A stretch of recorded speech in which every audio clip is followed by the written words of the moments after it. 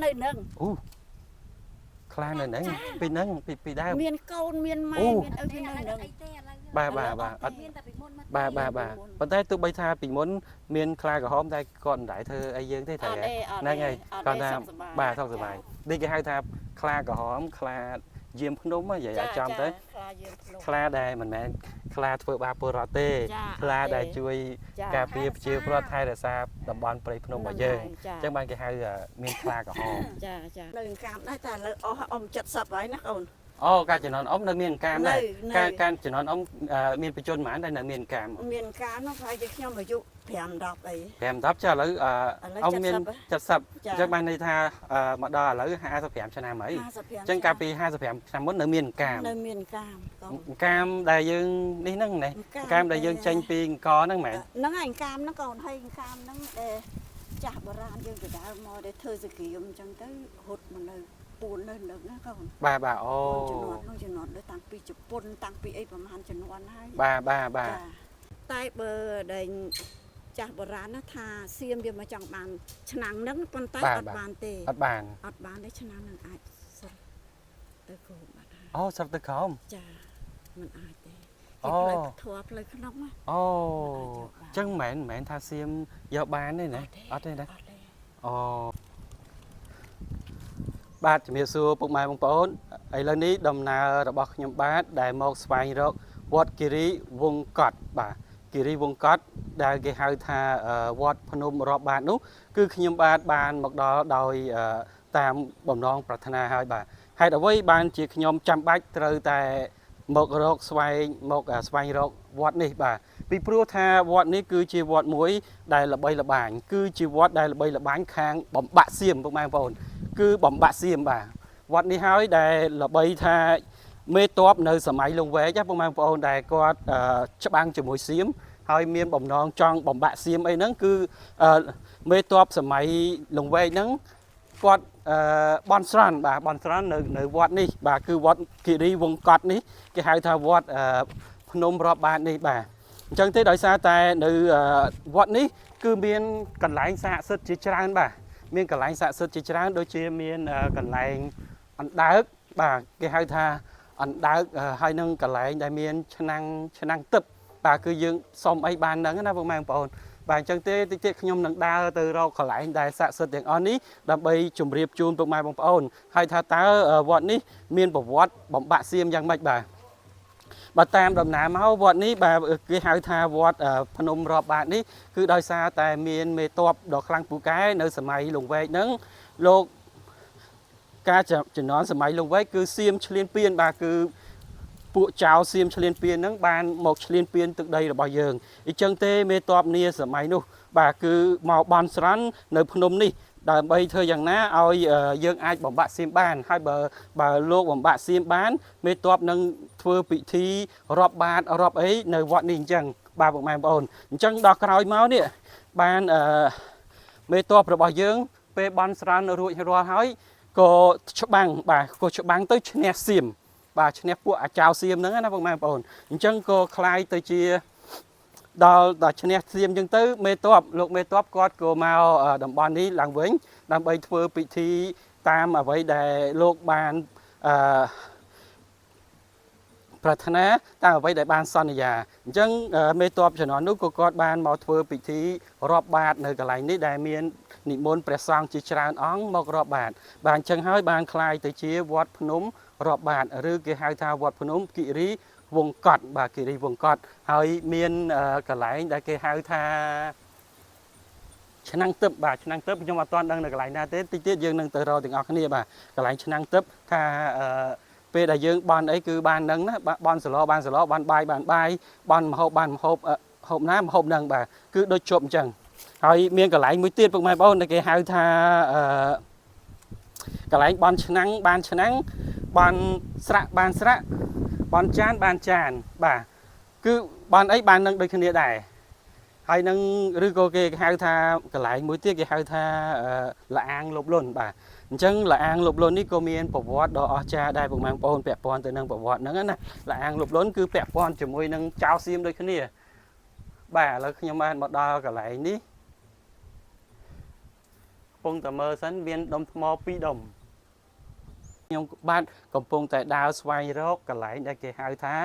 ឆ្នាំងទឹកបាទឆ្នាំងទឹកហ្នឹងតាពិតកាលពីដើមឡើយគឺមានឆ្នាំងជាប់នៅរូងថ្មដ៏ធំមួយបាទអញ្ចឹងប៉ុន្តែពួកអាចៅសៀមដោយសារតែពួកអាចៅសៀមពួកវាចិត្តសាហាវព្រៃផ្សៃវាក៏បានគាស់យកឆ្នាំងរបស់យើងទៅប៉ុន្តែសល់តែស្នាក់ស្លាមថ្មហើយនឹងឆ្នាំងទេទីទៀតខ្ញុំបាទនឹងទៅរកកន្លែងនោះឲ្យឃើញដើម្បីបង្ហាញជាក់ស្ដែងឲ្យពុកម៉ែបងប្អូនបានឃើញនៅទឹកតាំងថាពិតជាកន្លែងស័ក្តិសិទ្ធិដ៏អស្ចារ្យគេហៅថាកន្លែងដែលធ្លាប់បំបាក់សៀមហ្នឹងពុកម៉ែបងប្អូនបាទឥឡូវខ្ញុំបានឃើញគេហៅថាថ្មដែលមានរូបរាងអណ្ដើកណាពុកម៉ែបងប្អូនឥឡូវបានឃើញនេះបាទនេះពុកម៉ែបងប្អូនឃើញទេអូគឺដូចអណ្ដើកមែនបាទគឺជាថ្មទេប៉ុន្តែមានរូបរាងដូចអណ្ដើកនេះគឺជាស្នូកអណ្ដើកបើយើងមើលពីនេះទៅណាពុកម៉ែបងប្អូនហើយបើមើលនោះគឺក្បាលអណ្ដើកអានេះតែឥឡូវខ្ញុំបានរកឃើញហើយគឺថ្មពីរផ្ទាំងដែលអមនៅតាមកម្មចដាឡើងហ្នឹងគឺថ្មមួយផ្ទាំងនេះគឺជាថ្មអណ្ដើកបាទនេះពុកម៉ែបងប្អូនឃើញទេនេះបាទនេះគឺក្បាលអណ្ដើកបាទអញ្ចឹងយើងមើលចេះបានដឹងថាឃើញអណ្ដើកពិតប្រាកដហើយថ្មដែលមានអណ្ដើកនេះហើយដែលជាកន្លែងបានអីបានហ្នឹងមានគេហៅថាឆ្នាំងណាបងប្អូនបាទឥឡូវខ្ញុំឃើញនេះបងប្អូនឃើញនេះបាទអូឃើញហើយបាទនេះគឺឆ្នាំងទឹកបាទឆ្នាំងទឹកឃើញពុកម៉ែបងឃើញរង្វង់បាតឆ្នាំងនេះឆ្នាំងទឹកគឺផោះតាំងជាក់ស្ដែងនៅកន្លែងនេះបាទគឺរង្វង់មូលខ្លាញ់តែម្ដងដូចឆ្នាំងរបស់យើងប្រើប្រាស់រាល់ថ្ងៃអញ្ចឹងណាអញ្ចឹងកាលពីមុនកន្លែងនេះគឺមានឆ្នាំងពុកម៉ែបងប្អូនកន្លែងហ្នឹងមានឆ្នាំងណាប៉ុន្តែដោយសារតែពួកអាចៅសៀមពួកអាចង្រៃចៅសៀមហ្នឹងវាលួចគាស់យកទៅការជំនាន់សម័យលង្វែកអញ្ចឹងទេគឺយើងឃើញសល់តែផោះតាំងគូតឆ្នាំងទេនៅកន្លែងនេះបាទនេះឥឡូវបានឃើញជាក់ស្ដែងហើយគឺខ្ញុំបាទមកស្វែងរកឃើញហើយកន្លែងដែលគេហៅថាឆ្នាំងទឹកបាទឆ្នាំងទឹកបនអីបាននឹងបាទបនបាយបនសឡសឡការីបានសឡការីបនសឡណាបានសឡហ្នឹងតាមបំណងប្រាថ្នារបស់យើងឲ្យតែយើងមានចិត្តស្មោះសរបាទមានចិត្តស្មោះសរហើយមានចិត្តគេហៅថាមិនលោភលន់គឺបានអីបាននឹងតាមបំណងប្រាថ្នារបស់យើងបាទអញ្ចឹងទេពួកចៅសៀងវាបានកោះបំផ្លាញយកឆ្នាំងទឹករបស់យើងទៅថ្ងៃណាមួយប្រទេសរបស់វាគង់តែនឹងរលាយទេបាទពីព្រោះឆ្នាំងទឹកនេះគឺមិនសន្តោសប្រណីទេចំពោះជនណាដែលមានចិត្តលោភលន់បាទអញ្ចឹងប្រទេសវាប្រកាសជានឹងហិនហោចដោយសារតែវាមកបំផ្លាញអ្វីដែលជាសម្បត្តិដ៏ផូរផង់របស់ប្រទេសកម្ពុជាយើងអ្វីដែលជាកន្លែងស័ក្តិសិទ្ធិរបស់កម្ពុជាយើងអញ្ចឹងទេគឺវាគង់តែរលាយទេបងប្អូនបាទអញ្ចឹងសូមបញ្ជាក់ម្ដងទៀតឆ្នាំងនេះហើយគឺចៅសៀមគាស់យកទៅក្នុងជំនាន់សម័យលង្វែកបាទអញ្ចឹងដោយសារតែចៅសៀមវាមកឈ្លានពានយើងសម័យលង្វែកហ្នឹងទើបមេតបរបស់យើងហ្នឹងមកបន់ស្រន់នៅភ្នំនេះដើម្បីធ្វើយ៉ាងម៉េចធ្វើសឹកសង្គ្រាមឲ្យឈ្នះពួកអាចៅសៀមនៅទីបំផុតក៏មេតបរបស់យើងការនៅជំនាន់សម័យលង្វែកនោះក៏បានធ្វើសឹកសង្គ្រាមទៅឈ្នះពួកចៅសៀមបាទឈ្នះពួកចៅសៀមអញ្ចឹងទើបកន្លែងនេះបានคล้ายទៅជាកន្លែងដែលគេហៅថាភ្នំរាប់បាតដូចអ្វីដែលមេតបយើងលោកបានបន់ស្រន់ហើយនឹងបានសន្យាថានឹងឈ្នះហើយនឹងធ្វើពិធីរាប់បាតអីចឹងណាពុកម៉ែបងប្អូនឥឡូវខ្ញុំបានមកដល់ហើយភ្នំដែលបំបាក់សៀមបាទភ្នំដែលបំបាក់សៀមនៅកន្លែងដ៏ស័ក្តិសិទ្ធិមួយទៀតគឺគេហៅថាលអាងលបលុនបងប្អូនឥឡូវនេះយើងធ្វើដំណើរទៅរកគេហៅថាលអាងលបលុនឬក៏គេហៅថាឥឡូវបច្ចុប្បន្នគេហៅថាលអាងអង្កាមបាទលអាងអង្កាមនេះគឺជាផ្លូវដែលយើងត្រូវចុះទៅកន្លែងគេហៅថាលអាងលបលុននឹងឯងហើយនៅខាងស្ដាំដៃរបស់ខ្ញុំនេះគឺទៅតាមផ្លូវទៅតាមលអាងលបលុននេះគឺមានកុមារទេពបាទកុមារទេពនៅចាំបង្ហាញផ្លូវរបស់យើងនេះគាត់មានកាន់កងនៅនឹងដៃបាទនេះហើយគឺជាកុមារទេពផ្លូវទៅតាមលអាងលបលុនបាទចុះសួរអ្នកមីងវិញអ្នកមីងមានធ្លាប់ដឹងប្រវត្តិលអាងលបលុននេះណាមីងអត់មានអាងលបលុននេះលអាងអង្កាមហ៎អាងរងកាមអូបាទរងកាមមានពីបរមបុរាណមកធ្វើកាមតែឥឡូវអ អស់ហើយណាកូន កាលហ្នឹងតាំងពីជំនាន់អ៊ីសារ៉ាតាំងពីអីដូនតាយើងនៅនេះម៉េះ មានកាម មានកាមច្រើនជំនាន់កាលហ្នឹងដែលចាស់ចាស់រត់យើងច្បាំង បាទ វាមានតាដាវមានពេងមានតាអាស្អីដែលលុកច្រើនធ្វើអាស្អីដូចបាញ់ដូចតឹងអញ្ចឹងណា បាទ ហើយមានចឹងហើយមានកាម មានកាមទៀតតែមកដល់ជំនាន់អ៊ំហ្នឹងក៏នៅកាមដែរតែឥឡូវអស់អ៊ំ70ហើយណាកូន អូការជំនាន់អ៊ំនៅមានកាមដែរ នៅ ការជំនាន់អ៊ំមានបញ្ជនប៉ុន្មានដែលនៅមានកាម មានកាមហ្នឹងប្រហែលជាខ្ញុំអាយុ5 10អី 5 10ចាឥឡូវអ៊ំមាន 70 ចា អញ្ចឹងបានន័យថាមកដល់ឥឡូវ55ឆ្នាំហើយ 55 អញ្ចឹងកាលពី55ឆ្នាំមុននៅមានកាម នៅមានកាមកូន កាមដែលយើងនេះហ្នឹងណែកាមដែលយើងចេញពីអង្គរហ្នឹងមែន ហ្នឹងឯងកាមហ្នឹងកូនហើយកាមហ្នឹងដែលចាស់បុរាណយើងទៅដើរមកដែលធ្វើសក្រាមអញ្ចឹងទៅហត់មកនៅពួននៅនឹងណាកូន បាទអូ ជំនាន់នោះជំនាន់ដូចតាំងពីជប៉ុនតាំងពីអីប្រហែលជំនាន់ហើយ បាទតែហេតុអីបានមានកាមអញ្ចឹង ចាស់ជំនាន់សុកហត់មកមិនចូលស្រូវយើងក៏មកបុកហុំដែរ អូ ចា អូអញ្ចឹងណែអានេះមូលហេតុដែលមានកាមគឺអញ្ចឹងណា ចា ដល់ពេលមានសឹកមានសង្គ្រាមទៅអ្នកស្រុកអ្នកភូមិហ្នឹងគាត់យកអង្គយកកាមអី ចា រហូតមកដើម្បី យកស្រូវ អូយកស្រូវហើយបានយើងមកបុកអង្គបុកអីទៅបានយើងប្រែងកាមចេញទៅបានមានកាមនៅកន្លែងនេះ ចា អូ អញ្ចឹង នេះគឺមូលហេតុដែលគេហៅថារូងភ្នំកាមរូងកាម ចា អូតាមពិតគឺមូលហេតុអញ្ចឹងទេណា ចា បាទដោយសារសឹកសម័យសឹកសង្គ្រាមអញ្ចឹងទៅយើងរត់មកយើងមកនៅកន្លែងនេះ ចា បាទ មកជំនាន់អញ្ចឹងណាកូន អញ្ចឹងតែកាលពី55ឆ្នាំមុននៅមានទេកាម នៅមាន ចាឥឡូវហេតុអីបានជា ឥឡូវមិនដឹងជាបើទៅណា អូ នេះពុកអត់ទៅកូនភ្លៀងមក បាទ ពុកអត់ទៅណា បាទ ចា អញ្ចឹងដោយសារប្រហែលជាមានភ្លៀងមានខ្យល់អីជាតារស័ត្វទៅ ចា ប៉ុន្តែនៅសល់ឈ្មោះរូងកាម រុងកា ចុះកន្លែងគេហៅថារូងបនឆ្នាំងបានឆ្នាំងបនចានបានចាននៅកន្លែងណាដែរ តនេះគាត់ឯងបើគាត់ឯងទៅប៉ុន្តែដល់មានអារូបអដែងប្រហោងឆ្នាំងមួយហ្នឹងឆ្នាំងហើយឆ្នាំងឆ្អិនឯង ឆ្នាំងចិនឯង ចា អូមិនមែនឆ្នាំងទឹកទេហ្នឹងគេហៅឆ្នាំងទឹកក៏បានដែរណា ចាឆ្នាំងឆ្អិនឯង បាទ តែបើអដែងចាស់បុរាណណាថាសៀមវាមកចង់បានឆ្នាំងហ្នឹងប៉ុន្តែអត់បានទេ អត់បាន អត់បានទេឆ្នាំងហ្នឹងអាចសិលទៅគោបាត់ហើយ អូស្រាប់ទៅក្រោម ចាมันអាចទេ អូ គេផ្លូវធัวផ្លូវក្នុងណា អូអញ្ចឹងមិនមែនថាសៀមយកបានទេណាអត់ទេណា អត់ទេ អូ តាមពាក្យចាំរាមចាសៀមវាចង់បានតែអត់ទេ អូ អត់បានទេ បាទអញ្ចឹងបានន័យថាសៀមវាប៉ងចង់លួចរបស់យើងឆ្នាំងឆ្អិនឯងហ្នឹង ចាតែមានតែរូបសំណាក់ក្តិតឆ្នាខាងស្ពាន់យើងណា បាទ គាត់ឯងឡើងទៅឃើញមូលតនីខាងត្អូ បាទដៃនៅជាប់ជាមួយនឹងរូបថ្មអណ្ដើកហ្នឹងមែនម៉ែអ៊ំ ជាប់នឹងថ្មហ្នឹងផងរូបដែល បាទ លោកតា បាទ ចា ហើយមានអំពងមូលខ្លាញ់មួយជាប់នៅថ្មអណ្ដើកដែលមានរូបអណ្ដើកហ្នឹងណា ចា ហើយហ៎ម៉ែ ចា អូបាទអញ្ចឹងតាមពិតខ្ញុំស្មានថាកន្លែងនេះឆ្នាំងហ្នឹងប្រហែលជាចោលសៀមវាលួចយកទៅតាមពិតគឺអត់ទេណាវាលួចអត់បានតែពិតវាចង់លួចហើយ តែលួចហើយ តែលួចអត់បានដោយសារថាយើងកន្លែងនេះគេហៅថាភ្នំស័ក្តិសិទ្ធិមិនឲ្យវាលួចបានក៏ស្រុតចុះទៅក្រោមអូបាទ ចា ចុះហេតុអីបានគេហៅភ្នំនេះថាភ្នំរាប់បាតអញ្ចឹងម៉ម បាទតាមដែលខ្ញុំដឹងពីដើមមកលោកតាព្រួលតាភេញតាលោកតាមួយចំនួនមកមិនដឹងជាគាត់ដល់មិនគាត់ដាក់ភ្នំរាប់បាតអញ្ចឹងមក អូបាទ ភ្នំរាប់បាតអញ្ចឹង អញ្ចឹងបានគេហៅភ្នំវត្តគិរីវងកត់ ហៅភ្នំរាប់បាត ហៅភ្នំរាប់បាត ចា បាទ តែប៉ុណ្ណឹង បាទ អញ្ចឹងប្រហែលជាបើតាមដំណើររឿងប្រហែលខ្ញុំសំខាន់បន្តិចដែរនេះខ្ញុំសួរមិញនេះគឺដើម្បីចង់បញ្ជាក់បន្ថែមប៉ុន្តែខ្ញុំធ្លាប់បានឮគេថាមូលហេតុដែលមានភ្នំរាប់បាតនេះគឺដោយសារតាមេតបយើងសម័យលង្វែកហ្នឹង ចា លោកធ្វើចម្បាំងជាមួយសៀម ចា ដល់ធ្វើចម្បាំងមួយសៀមទៅដើម្បីឲ្យឈ្នះសៀមលោកបានបន់ស្រន់បានអីចឹងទៅថាបើឈ្នះសៀមនឹងមកធ្វើពិធីរាប់បាតរាប់អីចឹងទៅដល់ ប្រហែលជាអញ្ចឹងណាក្មួយ បាទដល់ពេលដែលយើងធ្វើចម្បាំងឈ្នះសៀមដូចអ្វីដែលមេតបហ្នឹងប៉ងប្រាថ្នាយើងកំចាត់ពួកចៅសៀមឈ្លានពានហ្នឹងអស់ទៅក៏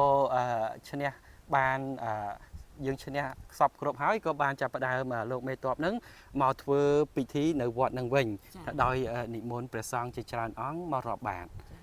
បាទដល់អញ្ចឹងបានជាឮថាក្រោយមកបានគេដាក់ឈ្មោះហ្នឹងថាភ្នំរាប់បាតបាទអញ្ចឹងប្រហែលជានេះដំណើររឿងហើយក្រោយមកបានជាចាស់គាត់ហៅភ្នំរាប់បាតអញ្ចឹងណាម៉ែអ៊ំណាបាទ បាននៅនឹង អូ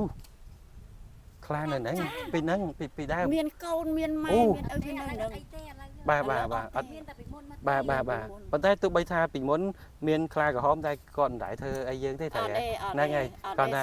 បាទសុខសប្បាយនេះគេហៅថាខ្លាក្រហមខ្លាយាមភ្នំនិយាយឲ្យចំទៅ ខ្លាយើងភ្នំ ខ្លាដែលមិនមែនខ្លាធ្វើបាបពលរដ្ឋទេខ្លាដែលជួយការពារប្រជាពលរដ្ឋថែរក្សាតំបន់ព្រៃភ្នំរបស់យើងអញ្ចឹងបានគេហៅមានខ្លាក្រហម ចា តែឥឡូវមានអ្នកដែលគេអាសាទៅហ៎មក ខ្ញុំទៅកាប់ព្រៃគាត់ ហ៎ កាប់ព្រៃហ្នឹងតាព្រះអង្គពីព្រះអង្គនៅនោះ មកទៅកាប់ព្រៃនឹងដែរ ចាណាព្រៃហ្នឹង អូមិនមានព្រះអង្គពីរព្រះអង្គនៅនោះ ចាពីព្រះអង្គនោះគាត់ធ្វើឯងមកល្ងាចហើយ បាទ មកថ្ងៃទេ បាទ ពីធំចំនួនខ្ញុំដឹកហ្នឹងដែលពុកខ្ញុំប្រាប់ណា បាទ ខ្ញុំខូចបាត់ បាទ ភ្នំយើងនោះមានរូងងឹតមួយតដល់ អូ ភ្នំនោះទៀតណាកូនយើងពីដើមមកយើងបោះដងពីហ្នឹងទៅ អូ ចេញបងឆ្អឹងតម្រៃអីចិត្តភ្នំព្រះហ៎កូន អូទៅភ្នំព្រះវិញ ចា បាទអញ្ចឹងយើង ពីនឹងទៅ ភ្នំងងឹតមួយអូ រូងនៅខាងនេះ អូបាទ បិទចិត្ត បិទចិត្តហើយបាទប៉ុន្តែបើយើងតម្លាក់ដងអីទៅចេញទៅដល់ភ្នំព្រះនោះវិញ ដែរដល់ អូ បឹងហ្នឹង ដែរដល់បឹងវិញ ចា បងចាំថ្មីខាង បាទអូអញ្ចឹងនិយាយទៅភ្នំរាប់បាតឬក៏វត្តគិរី បងគាត់ វងកត់នេះគឺជាគេហៅថាតំបន់ស័ក្តិសិទ្ធិខ្លាំងណា ស័ក្តិសិទ្ធិខ្លាំងមែនទែនគឺមានកន្លែងស័ក្តិសិទ្ធិច្រើនមានឆ្នាំងឆ្អិនឯងមានរូងកាមមានលោកតាខ្លាក្រហមរូងខ្លាក្រហមហើយមានរូងដែលយើងបោះរូងងងឹតបាទរូងងងឹតដែលយើងបោះទៅចេញដងទៅធ្លាក់នៅភ្នំព្រះចឹង វត្តដែលភ្នំព្រះ ភ្នំព្រះនៅវិញផែប្រហែលគីឡូឆ្ងាយដែរណាបាទឆ្ងាយណាបាទអូឆ្ងាយហើយតែយើងបោះទៅធ្លាក់ទៅដល់ ចាពីដើមគាត់និយាយថាអញ្ចឹងជំនាន់ពុកខ្ញុំណា បាទ ពុកខ្ញុំខូច ចុ ជា ះ ង គាត់ 10 ដើរទៅនឹងទៅដល់នោះ បាទអញ្ចឹងបានជាពួកចៅសៀមដែលវាចង់មកបៀតបៀនយើងវាអស់លក្ខត្រឹមកន្លែងហ្នឹងណាមកអ៊ំណាបាទវាមកតែពិតសម័យលងវែកហ្នឹងគឺជាសម័យដែលវាឈ្លានពានយើងខ្លាំងណាហើយវាប្រើគ្រប់មធ្យោបាយដើម្បីកំទេចស្រុកខ្មែរយើងប៉ុន្តែដោយសារតែ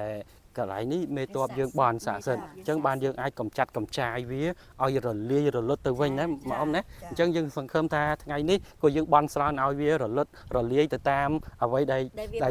យើងធ្លាប់ដែលវាធ្លាប់បំពេញយើងក៏ដូចជាសម័យហ្នឹងវាធ្លាប់បំពេញយើងឲ្យវារលាយរលត់ដោយការសម័យលងវែកទៅវិញអញ្ចឹងណាមកអ៊ំណាបាទព្រោះអីយើងមិនមែនចង់ដាក់បដាសាអីគេទេប៉ុន្តែដោយសារតែគេនឹងមកឈ្លានពានយើងមុនមកលើកលោភលន់ទឹកដីរបស់យើងរស់នៅក្នុងប្រព័ន្ធនេះយើងសុំតែសេចក្តីសុខប៉ុន្តែគេមិនឲ្យយើងសុខអញ្ចឹងយើងមានតែដាក់ទំនាយវាទៅឲ្យវារលាយទៅបាទសុខបាទ អាចទេរូងហ្នឹងពីដើមពីចុះពីពតមកអាចចូលបាន បាទអូពីអពតចូលបាន ចូលបានមានអ្នកចូលប៉ុន្តែឥឡូវ អញ្ចឹងបានន័យថាមិនមែនត្រឹមតែប៉ុនដូងទេអញ្ចឹងប៉ុនមនុស្សចូលបាន ចូលបាន អូធំ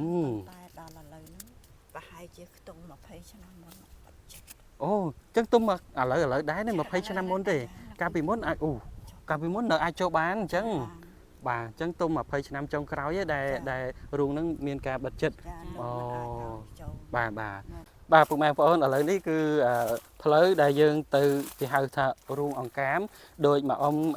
គាត់បានជំរាបមកអញ្ចឹងគឺប្រវត្តិនៃរូងអង្កាមហ្នឹងមានប្រវត្តិដោយសារថាពលរដ្ឋរបស់យើងធ្លាប់ភាសឹក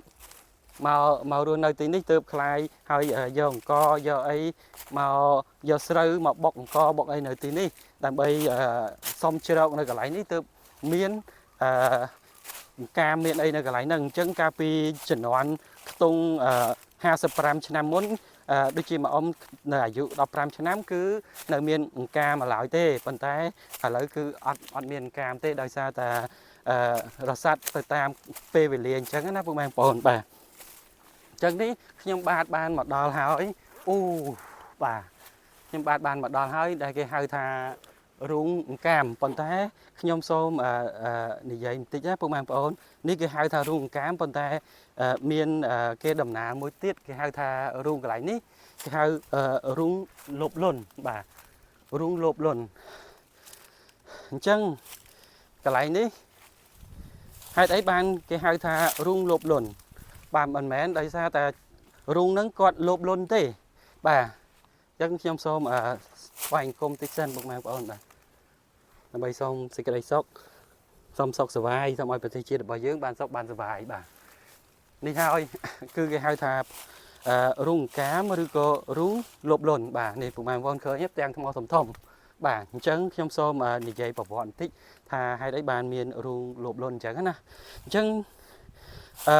រឿងនេះគឺនៅពាក់ព័ន្ធនៅសម័យលង្វែកដដែលបាទពាក់ព័ន្ធសម័យលង្វែកដដែលគឺដោយសារមេតបរបស់យើងហ្នឹងមេតបដ៏ខ្លាំងពូកែហ្នឹងលោកបានបន់ស្រន់ថាឲ្យឈ្នះសៀមទៅ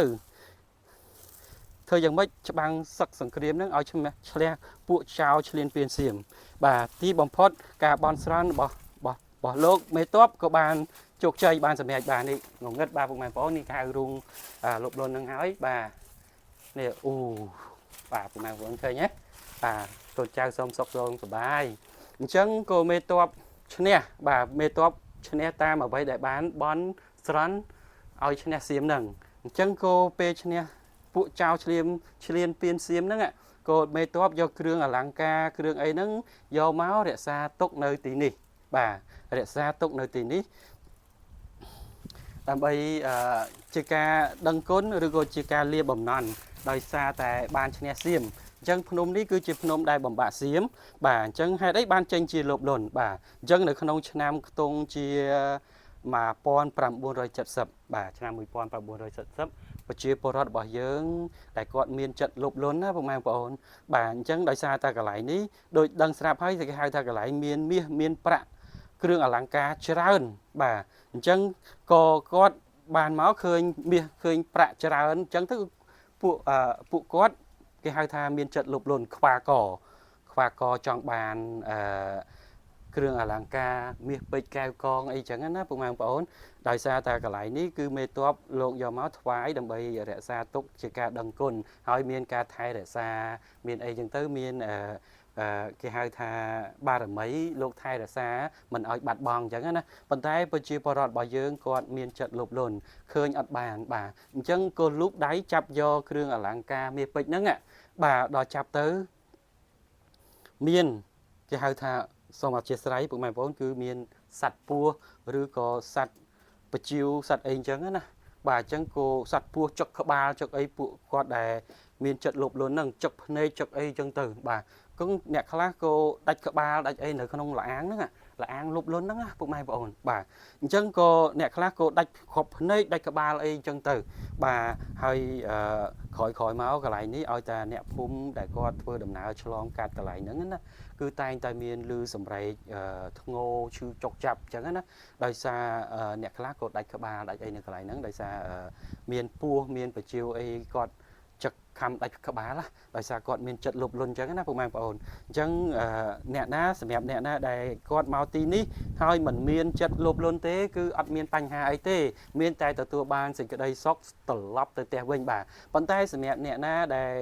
មកមានចិត្តលោភលន់គឺអត់បានទេបាទអញ្ចឹងកន្លែងនេះហើយទើបកើតទៅជាឈ្មោះមួយទៀតដែលគេហៅថាលអាងលោភលន់ហ្នឹងបាទរូងកាមឬក៏លអាងលោភលន់ហ្នឹងគឺមានន័យអត្តន័យយ៉ាងនេះពុកម៉ែបងប្អូនមិនមែនថាលអាងហ្នឹងគាត់ជាអ្នកលោភលន់ទេគឺដោយសារតែពលរដ្ឋរបស់យើងហ្នឹងគាត់មកចង់បានចង់របស់របរដែលមានតម្លៃនៅកន្លែងនេះយកជាសម្បត្តិផ្ទាល់ខ្លួនអញ្ចឹងតែចង់បានយកជាសម្បត្តិផ្ទាល់ខ្លួនគឺអត់មានជីវិតត្រឡប់ទៅផ្ទះវិញទេបាទដោយសារតែបារមីគាត់ថែរក្សានៅទីនេះគាត់មិនឲ្យបាត់បង់ចាប៉ុន្តែសម្រាប់អ្នកដែលមានចិត្តស្មោះសរបាទគឺអត់អីទេគឺទទួលបានសុខបានសុបាយបាទអញ្ចឹងហើយនេះបាទហើយខ្ញុំបានមកថ្ងៃនេះក៏សូមសុខសូមសប្បាយដែរបាទ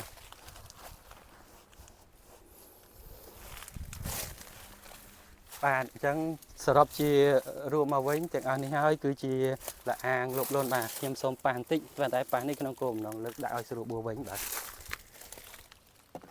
បាទនេះពុកម៉ែបងប្អូនឃើញហើយបាទនេះគឺជាព្រះអង្គដែលយើងលោកថែរក្សាវត្តលោករៀបចំដើម្បីធ្វើជាកន្លែង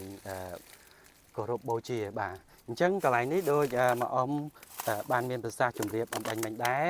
គឺរៀងរាល់មុនភ្ជុំបាទគឺនឹងមានធ្វើពិធីនៅកន្លែងនេះដើម្បីសូមសេចក្តីសុខសូមសប្បាយបាទអញ្ចឹងកន្លែងនេះហើយដែលនឹងមានការរៀបចំពិធីរៀងរាល់មុនភ្ជុំបាទដើម្បីសូមសេចក្តីសុខសូមសប្បាយបាទអញ្ចឹងនេះពុកម៉ែបងប្អូនបានឃើញហើយផ្ទាំងថ្មធំបាទអមដោយមានឫសឈើចាក់ទៅទៀតអញ្ចឹងខាងក្នុងនោះអំបញ្ញវិញគឺពុកម៉ែបងប្អូនបានឃើញ រុងលអាងដូចចូលទៅក្នុងអញ្ចឹងចូលទៅអញ្ចឹងបាទអញ្ចឹងកន្លែងនេះបើបងម៉ែបងប្អូនមកហើយសុំសេចក្តីសុខគឺនឹងបានសេចក្តីសុខបាទព្រោះជាកន្លែងដែលស័ក្តិសិទ្ធិប៉ុន្តែសូមកុំមានចិត្តលោភលន់ឲ្យសោះបាទតែយើងមានចិត្តលោភលន់ហើយគឺมันបានសេចក្តីសុខទេបាទឥឡូវអញ្ចឹងនេះគឺជាតំបន់ស័ក្តិសិទ្ធិមួយទៀតនៅគេហៅថានៅលើភ្នំរាប់បាតបាទអញ្ចឹងទីទៀតយើងទៅរកកន្លែងដែលស័ក្តិសិទ្ធិផ្សេងទៀតបាទតាឥឡូវបន្តដំណើរទៅទាំងអស់គ្នាទៀតបងប្អូនតាពុកម៉ែបងប្អូនមិញយើងទៅកន្លែងរូងអង្កាមឬក៏គេហៅថាលអាងលបលុនបាទគឺនៅខាងឆ្វេងដៃនេះបើយើងឈរបែរមុខទៅខាងនោះគឺនៅឆ្វេងដៃហើយឥឡូវនេះខ្ញុំបាទធ្វើដំណើរបន្តទៅកន្លែងរូងខ្លាក្រហមដែលមកអ៊ំ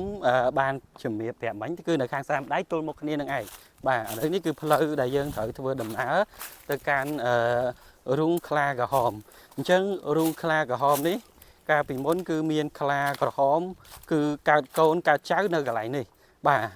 ប៉ុន្តែឥឡូវនេះគឺខ្លាចទៅជាកន្លែងដែលសក្ការៈបូជាកន្លែងស័ក្តិសិទ្ធិដែលយើងគោរពបូជាប៉ុន្តែទោះជាយ៉ាងណាក៏ដោយខ្លាក្រហមនេះបើតាមចាស់លោកដំណាលមកថាខ្លាក្រហមគឺជាខ្លាដែលផ្ដល់សេចក្តីសុខដល់យើងមិនមែនជាខ្លាដែលបៀតបៀនប្រជាពលរដ្ឋនោះទេបាទគឺខ្លាដែលថែរក្សាភ្នំបាទភ្នំរាប់បាតអញ្ចឹងយើងធ្វើដំណើរទៅកន្លែងហ្នឹងដែលឥឡូវនេះមានតម្កល់ព្រះអង្គបាទបើតាមមកអ៊ំគាត់ប្រាប់គឺមានតម្កល់ព្រះអង្គ2អង្គបាទ2អង្គអញ្ចឹងយើងទៅឡើងទៅបន្តចិត្តដល់ហើយបាទពុកម៉ែបងប្អូនខាងនេះឃើញនៅកន្លែងរូងខ្លាក្រហមហ្នឹងគឺមានថ្មបន្ទប់ធំណាពុកម៉ែបងប្អូនឃើញទេនេះបាទគឺជាប់ថ្មខាងលើធំណាប៉ុន្តែនៅជាប់បាទនៅជាប់នឹងផ្ទាំងថ្មខាងក្រោមបាទកន្លែងនេះគឺរូងខ្លាក្រហមបាទអញ្ចឹងទីតាំងសំខាន់គឺយើងបានរកឃើញជាបន្តបន្ទាប់បាទនៅភ្នំរាប់បាតអញ្ចឹងឥឡូវយើងឡើងមកមើលខាងក្រោយបន្តិចសុទ្ធតែផ្ទាំង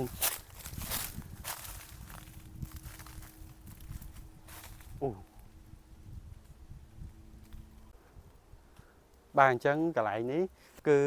ពោពេញទៅដោយដុំថ្មធំនៅលអាងខ្លាក្រហមបាទអញ្ចឹងមានមួយកន្លែងអ្នកខ្លះគាត់អត់បានដឹងកន្លែងខ្លាក្រហមនេះទេប៉ុន្តែចៃដន្យអីខ្ញុំបានជួបមកអ៊ំក៏គាត់ប្រហើបមកអញ្ចឹងខ្ញុំត្រូវមកផ្ដិតរូបភាពកន្លែងខ្លាក្រហមនេះមកកន្លែងទៀតដើម្បីឲ្យពុកម៉ែបងប្អូនបានឃើញថារូងលអាងខ្លាក្រហមហ្នឹងមកដល់ពេលបច្ចុប្បន្នមានសភាពយ៉ាងដូចម្ដេចហើយអញ្ចឹងណាបាទពុកម៉ែបងប្អូនឥឡូវយើងបានឃើញផ្ទាល់ហើយថារូងខ្លាក្រហមគឺមានសភាពបែបហ្នឹងជាសរុបមកគឺភ្នំរាប់បាតនេះឬក៏ឥឡូវគេហៅថាវត្តគិរីវង្គតនេះគឺជាកន្លែងដ៏ស័ក្តិសិទ្ធិបាទដែលជួយបំបាក់សៀមបាទនិយាយឲ្យចំគឺជា